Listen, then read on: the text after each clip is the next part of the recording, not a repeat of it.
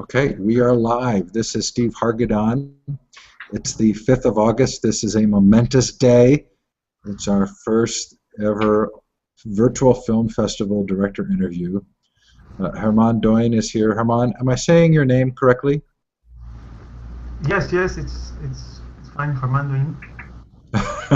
Well, being fine and being correct may be two different things. How do you say it? Herman Doin. Herman Doin. Well, Herman is here.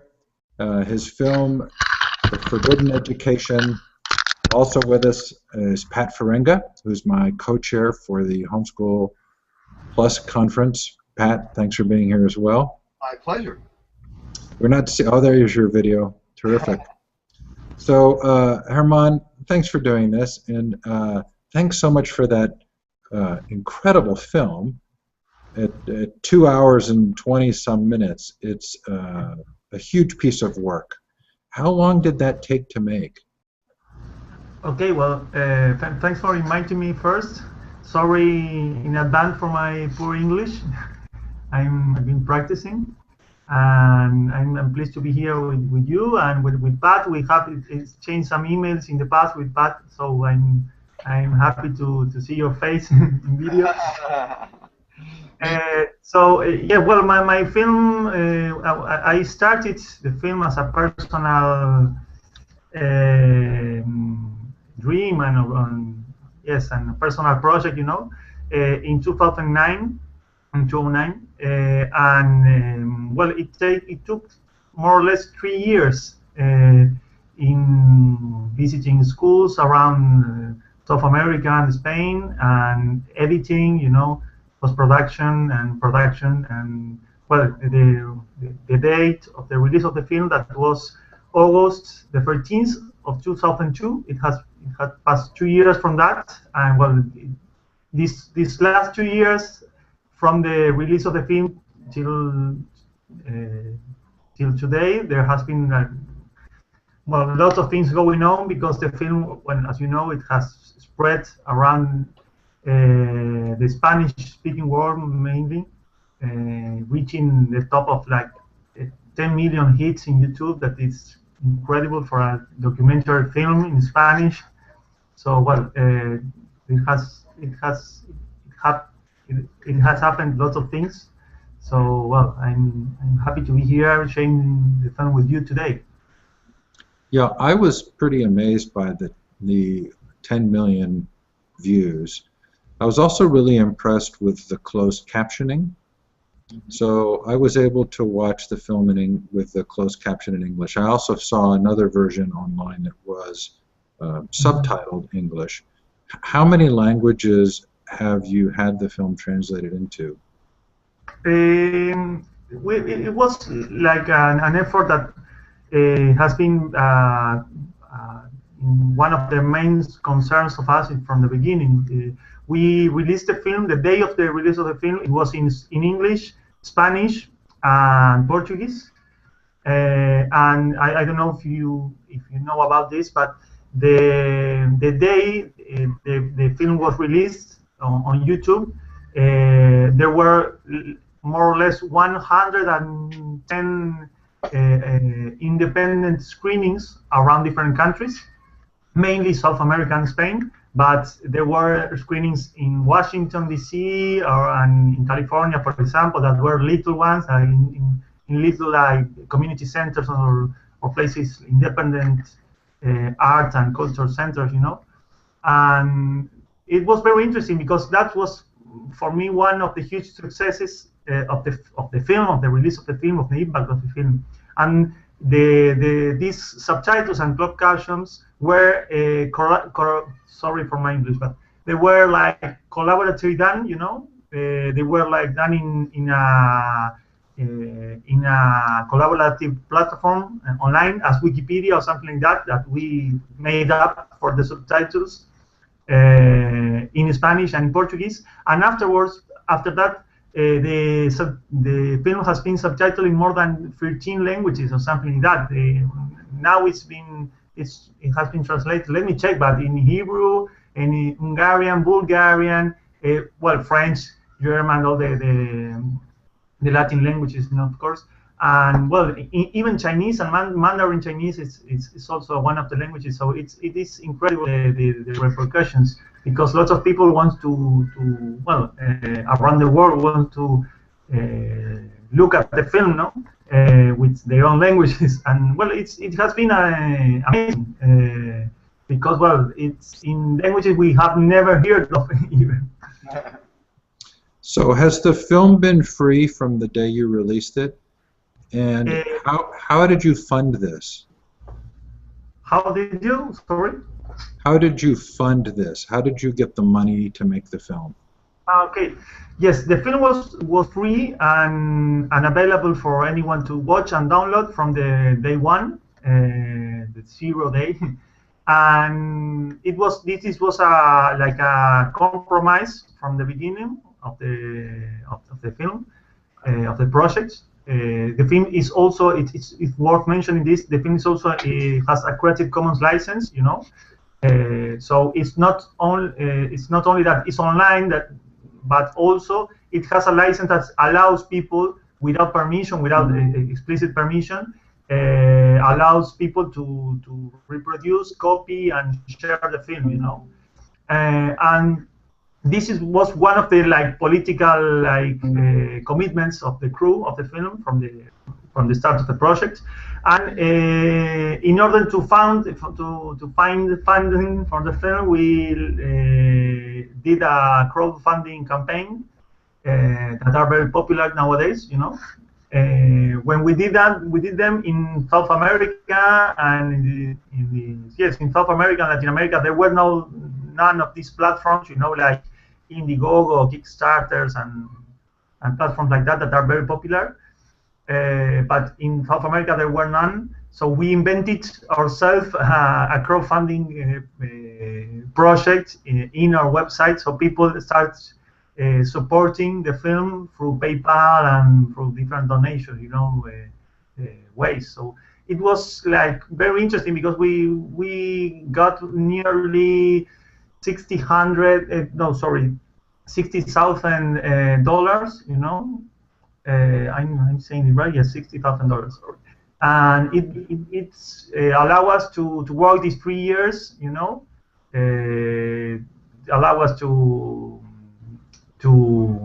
spend the money in cameras and equipment and in the post-production as well, and in the team, and in the travels more than anything, because we need to travel around different countries for the visiting schools and all of that.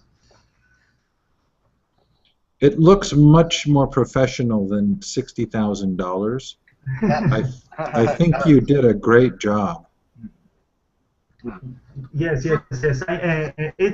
It's I don't know, perhaps, and for me it's not as professional as others say, but it's really I could share with you something and with the people as well. It's really an effort that is very few people worked. I could share with you this, for example, link of the day of the release of the film, and this is the post the day we released the film, and that's we working with 4 people, with 2 couples working in the garage of my house in that moment, and there was 3 a.m. My partner was pregnant at that time. We were. It's very handmade. Handmade is I don't know if handmade is the expression, but it's a very project with very few people, with lots of will and heart and passion, working till 3 a.m. in the morning. I'd like Go to ahead, Pat. What personally drove you to do this then? I mean, what is your connection to these different forms of education that drove you to make this movie? No, mainly I had very interesting experiences at school. I went to a traditional school. There are not as much alternative schools here in Argentina, and I went to a traditional school. But I always been very critical about my schooling, you know.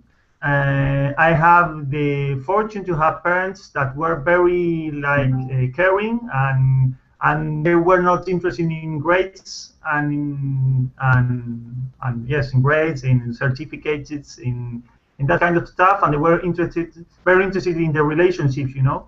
So they asked us, they used to ask us how was your day, how did you feel, and that kind of a question that usually parents don't ask to their students, to their children, sorry. And that was very important for me in order to be critical about my schooling, you know. And one thing that is very important is the social context, you know. I grew up, in which I grew up.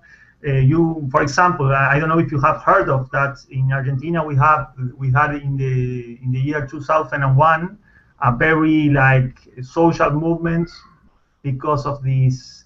It was called Corralito here. It was all the middle class were mobilized in the central squares in our capital because there were like lots of circumstances of injustice, you know, and security in the streets, and lots of things that made people move and do something. And after that, they started a generation that I think.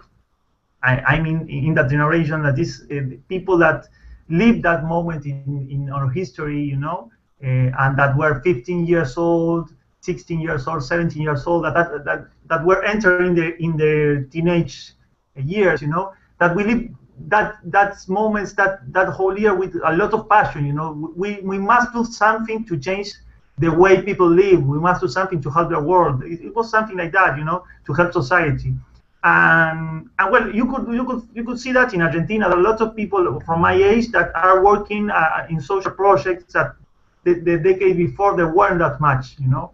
And as well, I think that history and my critical view of education were like mixed up, and I had to do something. And the most interesting thing for me was rethinking the schooling system, you know, and education as a whole. So I started looking for alternatives. I started looking for other ways of understanding education. And alternative education before our movie here was something like didn't exist. I live in a country that public, free, public, and compulsory schooling is like very strong. It's like a very strong tradition here in Argentina. Mm-hmm. We have a public, free, and schooling system from the 19th century, from 1880 approximately. So it's very and it's very different from other countries in South America. You know, it's one of the first countries that had this strong schooling system. So education is a topic here. It's a very important topic. It's not a topic that it's very important in the news, in everywhere. So, and alternative schooling was not wasn't there, you know. So the film, in a way, I don't know how to say it in English, but like enlightened this topic, like that was like was hidden, you know. There were alternative schools that were hidden. They were like escaping from the system, from the ministry. They were not there speaking out, you know. And our film like helps these experiences to start to speak out, you know, to speak out loud, is something like that. I don't know. Sorry if I'm using the wrong phrases, but no, it makes sense. I understand you. Is there any particular alternative school that's more popular or than the others in Argentina? Like Waldorf schools are very big in America, for instance. They're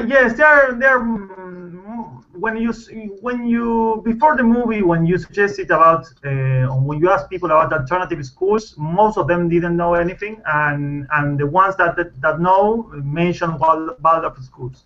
But we have here a lot of projects that are alternative, are inside the public system. Even in fact, the two networks, they're not networks, but perhaps is the best way to describe them. The two networks that the two biggest networks of alternative schools in Argentina, both of them are very linked to social movements.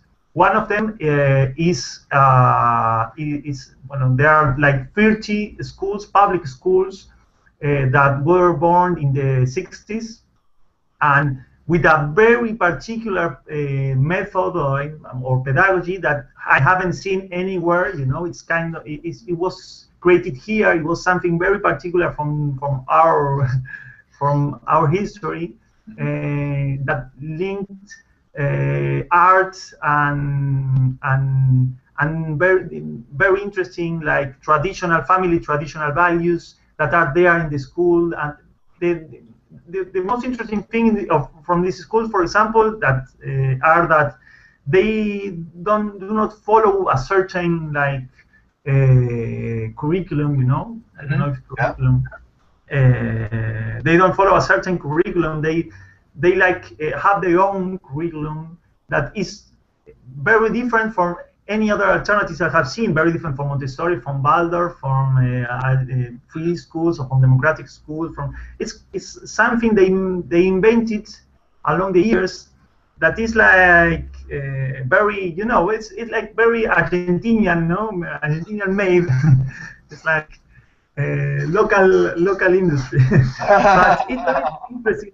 It's very interesting because they are like the biggest network here, and most people didn't know about them, and they are public schools, so that's very curious as well. So, but that are one of the groups that are called experimental schools here in Argentina. Mm-hmm.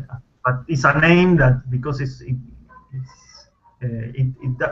doesn't describe what they do, but and there are another project that is more linked to the ideas of Paulo Freire and popular education, that is the movement of what would be called in Spanish are bachilleratos populares, that it would be something like popular colleges or high schools or something like that. Popular high school, something like that would be. Community college? Like a community college or?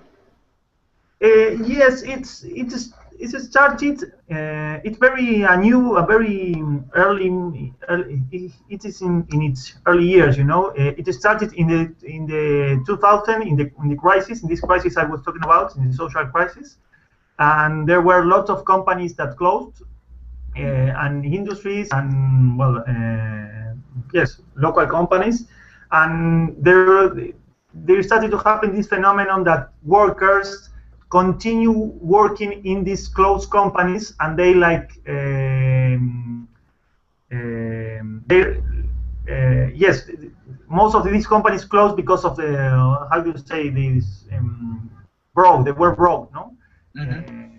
So the workers of these companies like continue producing. You know, in one case they were producing plastics. In other case they were producing wooden materials. In other case they were producing different cases of these companies and fabrics it's another industries that broke down, and workers start to like form cooperatives. You know. Mm-hmm. And after that, they started to worry because most of their students, because the public system of schooling was broke down, they didn't have where to study, and the government the government didn't offer solutions to that problems. Today it's a problem. There are lots of people that don't finish schooling and high school, and they don't know where to go because there are not like space where to study, you know. And these cooperatives of workers with educators, with young educators, with people from my age, started to form like alternative high schools, you know, in order to get people finish high school. But the interesting thing is that all the pedagogy in these alternative places, comes from the idea from Paulo Freire, the ideas of alternative methods. So they started to do something else because they could. They could do something else, something different. And that was very interesting because they didn't have to reproduce what schooling has been doing for decades. So it's something that is going on, It's not.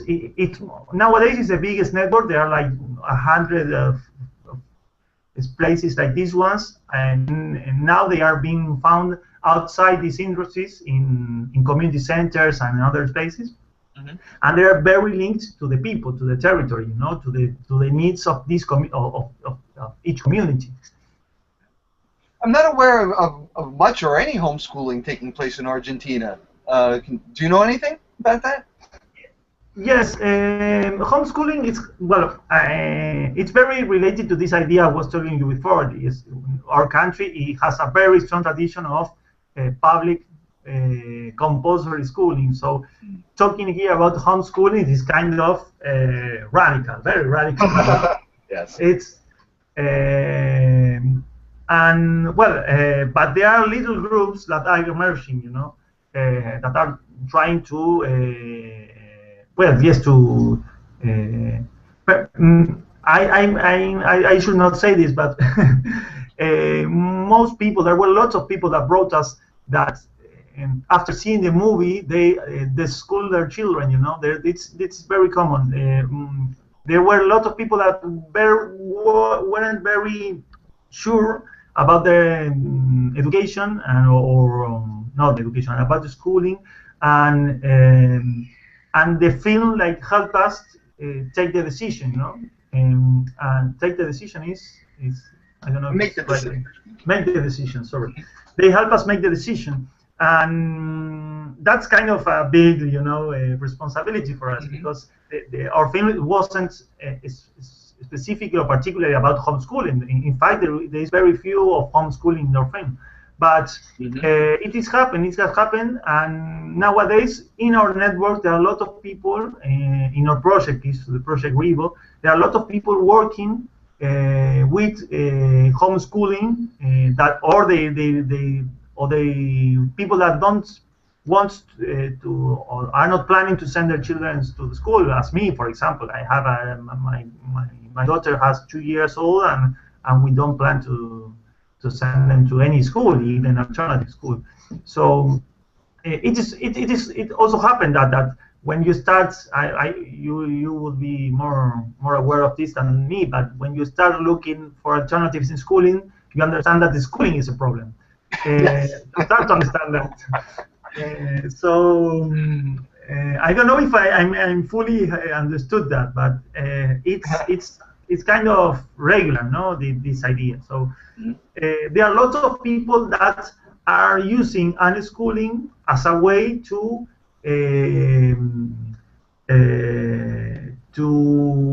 make their own projects while they are starting. For example, there are lots of projects that claim to be free schools, for example, or something that you would call free schools because the language difference are well.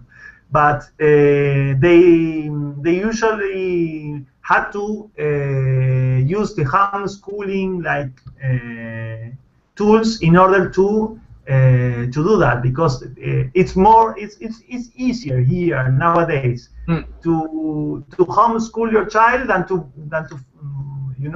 found a new school, an alternative free new school. It's very difficult. So there are very few projects that are doing free schools, and they are in the papers, in the papers they are homeschooler. But also homeschooling is not illegal here. It's not explicitly illegal, and prohibited. It's not explicitly prohibited. So, for example, most people, perhaps this is very particular, but most people use the platform, the tools that the government of Buenos Aires, of the city, gives them, that allows people to give to obtain their degrees, degrees. Mm-hmm. To obtain their degrees without going to school. It's the only place in Argentina that allows people to do that. So people from other parts of the country try to sign their children. I don't know if to sign is correct. To register. The children apply to the capital Ministry of Education, not to each department, because the capital, the Buenos Aires Ministry of Education, is the only one that accepts people not going to school, and to giving exams or giving I don't know, passing exam. No, it's yes, to having their tests and to doing their tests without going to school. But I don't know if it's that I don't think that's the most positive thing. It's a tool they have now, but it would be interesting to have this full support from the law, so you can do it in any part of the country. But it's very, very little. The groups, they are growing. There are very few people. They are starting to meet. But well, it's not as big as it is in Chile, for example, or in Colombia. There are a lot of people in Colombia. Yeah. Yeah. Sorry, I have a problem with the language, and I start like making every deployment like bigger and bigger. Herman, you're doing a great job. Yes. No, I think you're doing terrific. I'm interested in those cooperatives that started during the crisis. So there were cooperative companies, and then there were, it sounds like cooperative schools that started. Did the teachers get together, and did they form them as public schools, or were they private schools? They are now in the process. They formed them as they always have been politically aligned with public schools. So they want to be public. They don't charge children for the, I don't, how do you say that, any fees, tuition, because the problem was initially that they were a group of people that cannot afford any tuition, So most of them were schools that were like sustained by voluntary teachers. That most of them were students for university, from the faculties of education, from the schools of education, of philosophy or literature, for example, or social sciences or communication. People that give their time in order to help others achieve what they need to have their degrees. There started spaces as this, but like that. But with very few years, lots of people started to go into that places, and to ask for help to get the high school degrees. So what happened is that lots of people, even if they could go to a public school, because there was a space, and in the public schools there were vacancies in the public schools, they preferred going to these spaces because they were free, they were cooperative, they have these assemblies, they have like these democratic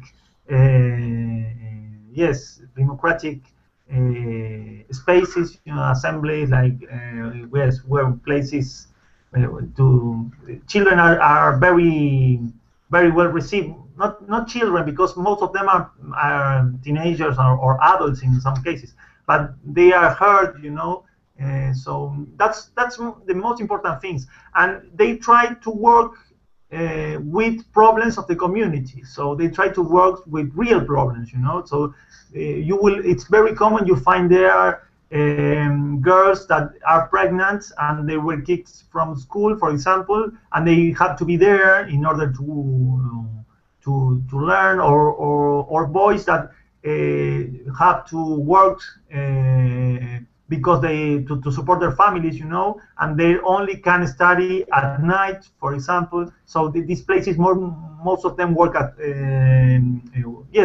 work at night, you know, are open at night, and well, these very these things very related with the social problems of Argentina and from these popular classes, you know.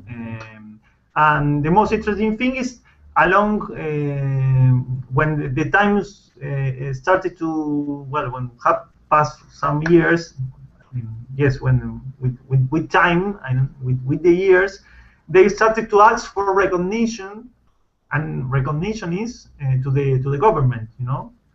They are start to recognition to salaries. They wanted to be acknowledged as public schools, but to have their freedom as popular schools, you know, something like that. And most of them are in this like fight. Most of them don't want that, don't want to know anything and to be related to the public system or anyone. But there are lots of them that nowadays they receive salaries from some teachers. They receive like support. They don't receive support from the building, for example. They have these problems that are on the daily basis, you know, the daily problems with the funding. But it's very interesting because it's more like a social movement, no? Yes. So, Pat, I don't want to step in front of you if you've got another question, but I wanted to talk a little bit about the film. Yeah. Yes. And I thought that the opening sequence, the Plato's Cave, with the mirror images from the schools, was about as brilliant a film description of schooling as I've ever seen. That was just magnificent. I have always been very like yes, very touched by this the Plato's like I don't know how you say tale or Allegory, you say here. Allegory, yes, allegory. I was very touched by that. It was like brilliant for me. That's it has like lots of meanings that the beginning of the movie, because if you read the subtitles, the closed caption, you will understand that I started the film telling the people that it's a teacher that taught me that allegory, and that's very very important for me, because it's a way of acknowledging that I learned that in school, but in a way it's also criticizing schooling as and in the structure, you know.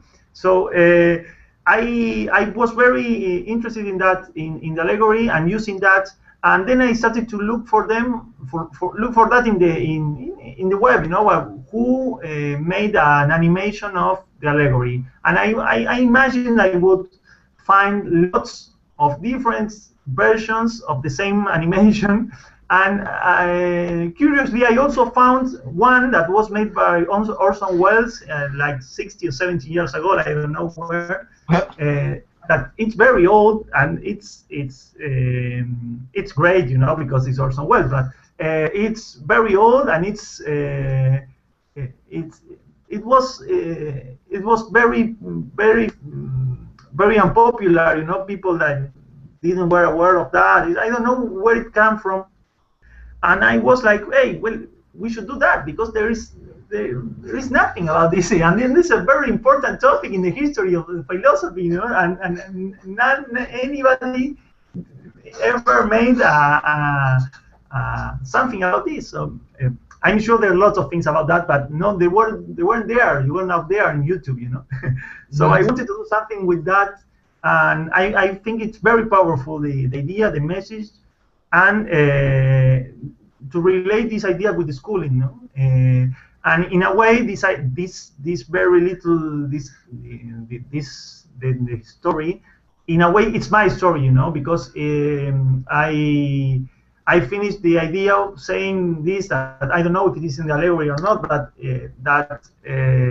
what would happen if someone that could look out there and see other things, see other worlds, you know, would come back. And the film is something like that. The film is coming back and telling the people what I've seen and what we have seen as a crew outside there, telling them there is other ways of understanding schooling, other ways of understanding education, understanding learning, and that's the thing we keep on doing. You know, it hasn't finished with the film, but in a way,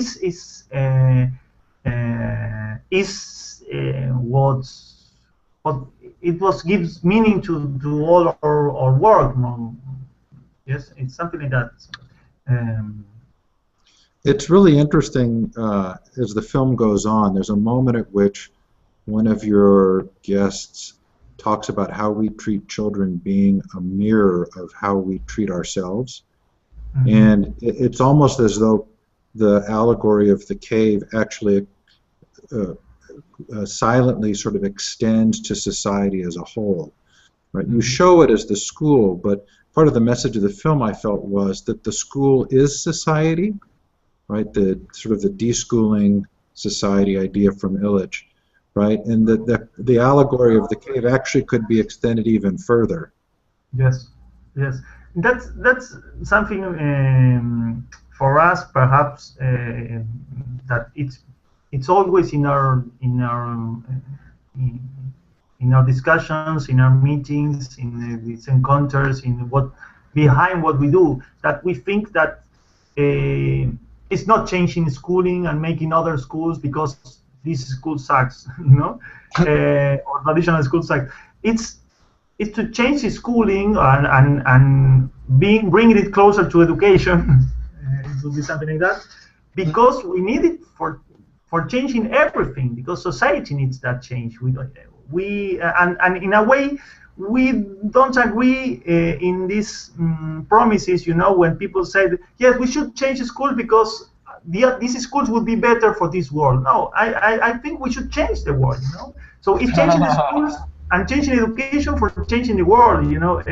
We don't have to. I'm very critical about that. I don't know of you, but we don't think we should have a better school for this century, you know, because this century has a very big problem, that we are running out of water, we are running out of natural resources, we are not like understanding the earth, we are not understanding each other, we are having a war right now, you know. So in 21st century, you know, we don't have to create an education from the 21st century. We have to create an education that solves the problem we had in the 21, in the 20s, and the 19th, that could create a 22, a better 22. You know, and that's a problem, because that would imply that. That's the more radical part of our project, you know. That would imply that we are not doing that just for our children. We are doing that for everyone, you know, because we and when you are aware of that, you cannot like look to the other side, you know. You cannot do anything else. You have to do that, and I think in that way, all of you understand that, because this is what we are doing. I'm including you and your projects as well. It's bigger than one school and one group of children. It's very important for the foundation of a new society, a new civilization that I don't know what would look like, how it would look like. But I know that if you take care of our children, it will be very different from this one. Mm-hmm. And well, it will be something like that. I don't know if you agree that it will be something like that. Well, I'm going to let Pat ask some questions, but I'll make a plug for the rest of the virtual film festivals, because, Herman, we've sort of seen this same industrial institutional control model, not just in schools, but in the food industry, in finance, in governance, in health, and that we feel like the part of the goal of the virtual film festival is to look at each of these areas using the same lens. How is grassroots filmmaking disrupting the narratives of these institutions that claim to be for the benefit of individuals, but appear to be for the maintenance of their own power? Mm-hmm. Yes, yes, I agree. That's why that's very interesting what you are doing as well. I agree. We have to look, and that's very interesting because, well, I said that I've been at IDEC in Colorado last year, and one of the things we said was something like that. We have to look for other worlds that are thinking alternatively. You know, we have to be near people that are changing the ways we eat, changing the way we produce, we consume, changing the way we relate with others, you know, and changing the ways we relate in education with each other. We educate each other. So there have to be like, you know, I don't know how to say it in English, but efforts like are connected, articulated, you know. And films like this, these virtual film festivals are, and things like our film and other projects that are connecting dots, you know, are very important from these efforts. And it appears, like, from watching the film, that you connected a lot of dots as you went along. Like you seem to find so many different examples that support your point. My feeling was that, boy, you know, alternative education is really popular in Spanish-speaking countries. but then, like, you're telling us that it's like in America, it's actually this very little niche. Is that the case? Now it is. Now it's more popular than it was before.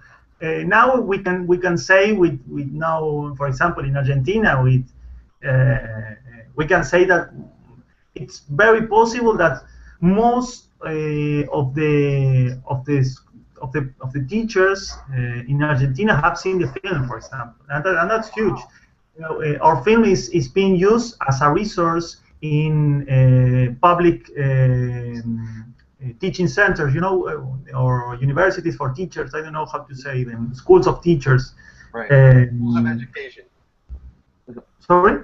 Schools of education, we call them here. Schools of education, yes.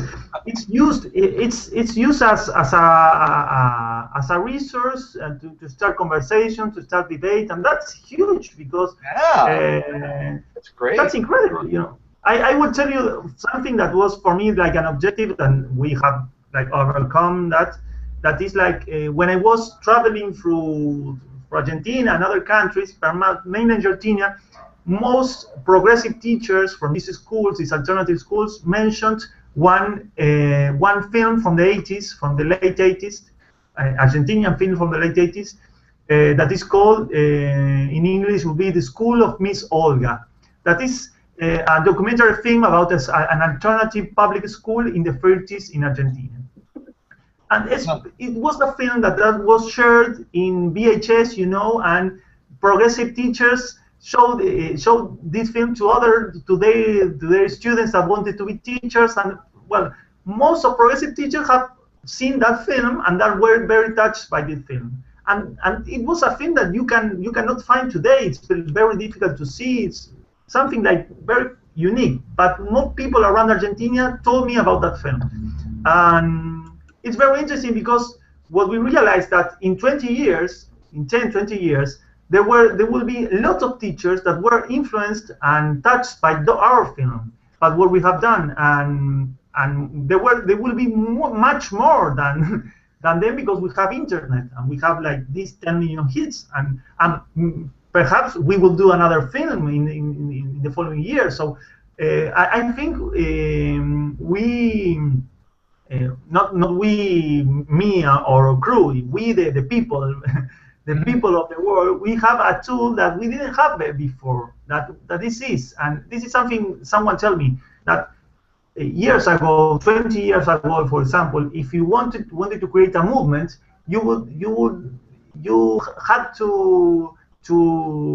needed the support of the government or the support of some big company or foundation or someone that put you money and to give you money in order to make a great social movement, for example, to start one.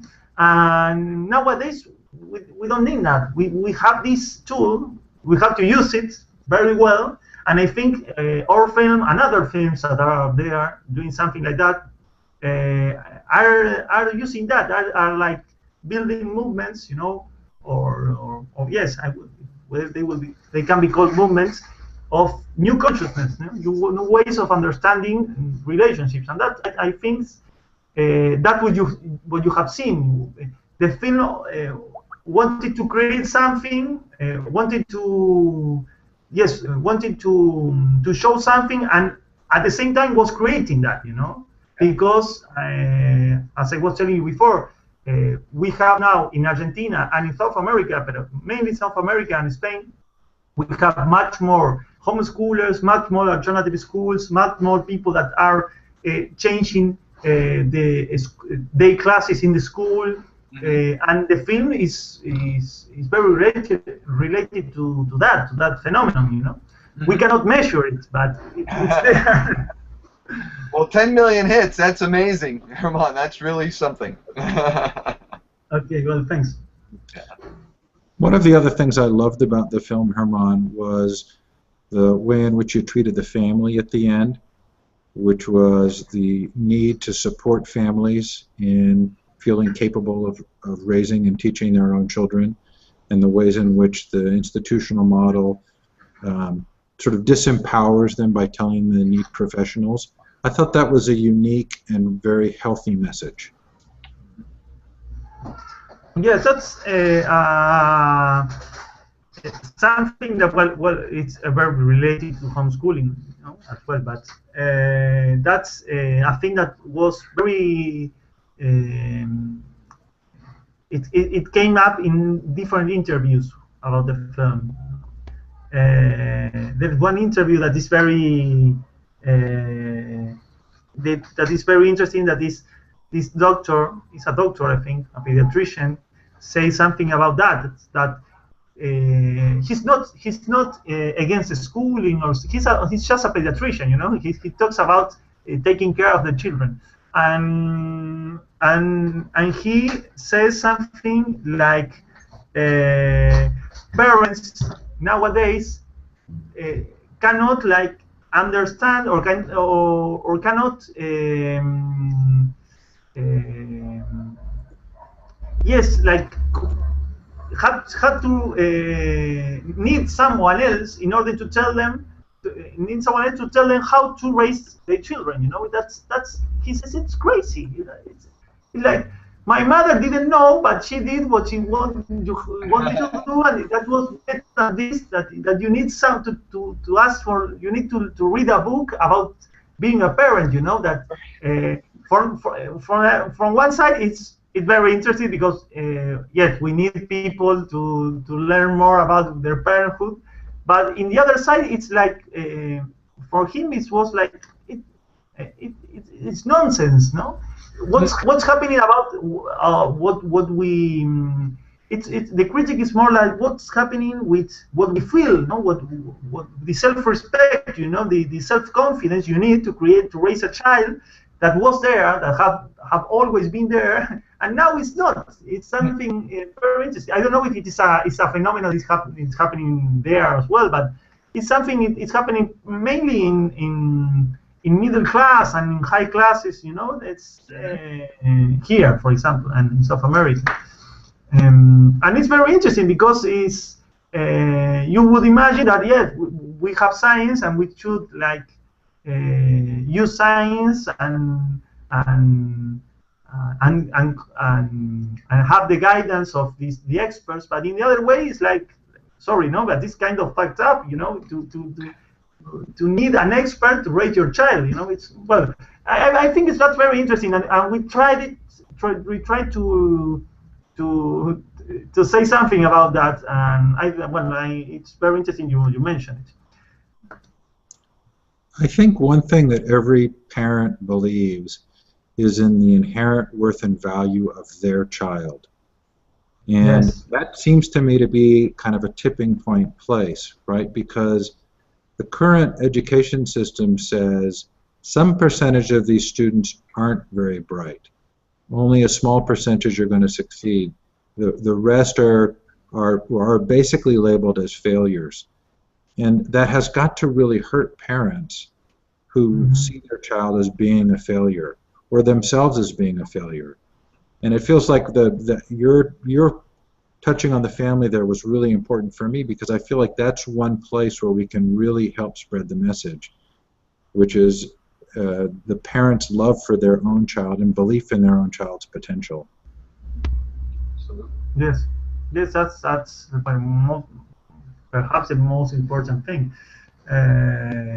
But I think something of that is at the end of the film, and it's the thing that we cannot measure, that it's there, and I think gives lots of parents hope and energy in order to keep on doing that. You know, most of the people that unschools their children or are homeschooling their children after the movie had problems like that.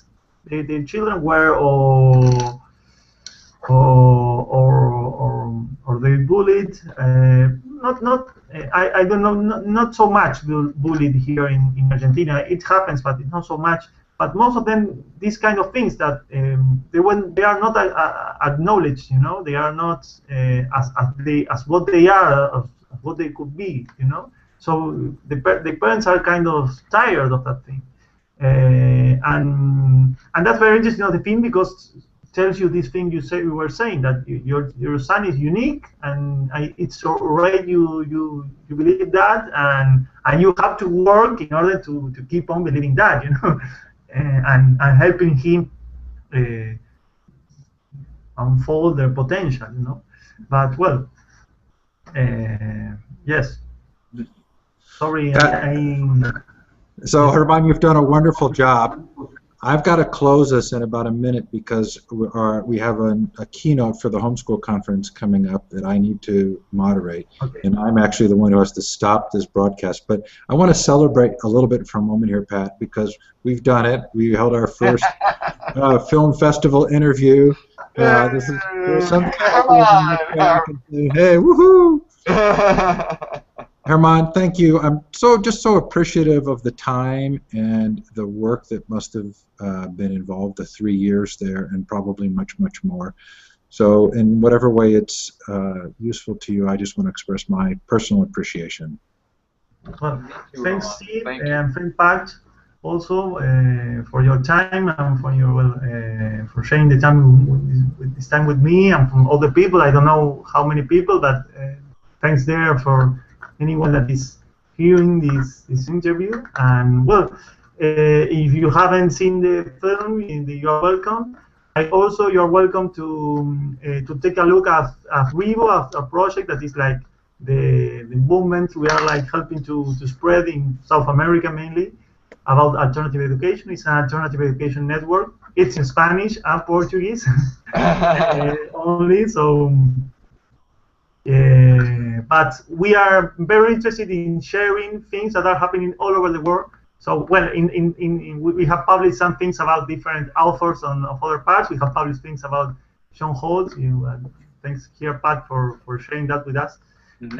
And we are very interested in keep on sharing things to mainly this Spanish-speaking world and Portuguese-speaking world in order to help things change, you know. Yeah. Well, thank you, and we'll keep sharing with you too.